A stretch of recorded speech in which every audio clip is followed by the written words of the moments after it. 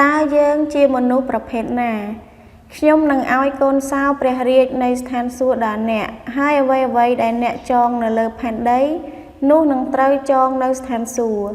ហើយអ្វីៗដែលអ្នកស្រាយនៅលើផែនដីនោះនឹងត្រូវស្រាយនៅស្ថានសួគ៌ដែរម៉ាថាយជំពូក16ខ19មិនត្រឹមតែគ្រីស្ទបរិស័ទដែលជឿលើព្រះជាម្ចាស់ទេសូម្បីតែមនុស្សលោកទាំងឡាយក៏ទទួលរាក់ទាក់ចំពោះអ្នកដែលល្អដាក់ខ្លួនហើយមិនអើពើដាក់អ្នកដែលធ្វើមិនល្អដាក់ខ្លួនដែរនេះគឺជាសច្ចភាពនៃជីវិតដែលមិនត្រឹមតែគ្រីស្ទបរិស័ទទេសូម្បីតែមនុស្សលោកក៏ដឹងដែរនៅពេលដែលអ្នកដែលយើងមិនចូលចិត្តមកសុំឲ្យយើងអត់ទោសឲ្យប៉ុន្តែយើងមិនអត់ទោសឲ្យគេទេតែយើងបែរជាអធិស្ឋានសូមឲ្យព្រះជាម្ចាស់អត់ទោសបាបរបស់យើងវិញតើព្រះទ្រង់នឹងឆ្លើយតបការអធិស្ឋានរបស់យើងដែរឬទេនៅពេលដែលអ្នកដែលយើងស្គាល់ច្បាស់មកសុំឲ្យយើងជួយប៉ុន្តែយើងបដិសេធដោយប្រាប់ថា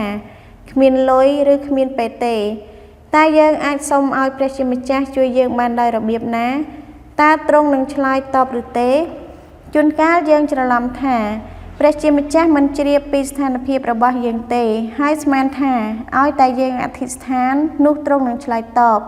និងប្រទានពរដល់យើងប៉ុន្តែព្រះជាម្ចាស់គឺជាព្រះដ៏មានមហិទ្ធិឫទ្ធិដែលជ្រាបដឹងសពគ្រប់ទាំងអស់នៅស្ថានភាពរបស់យើងទ្រង់ជ្រាបដឹងគ្រប់សកម្មភាពរបស់យើងចំពោះអ្នកដែលនៅជុំវិញយើងមិនថាពី1ដល់10នោះទេ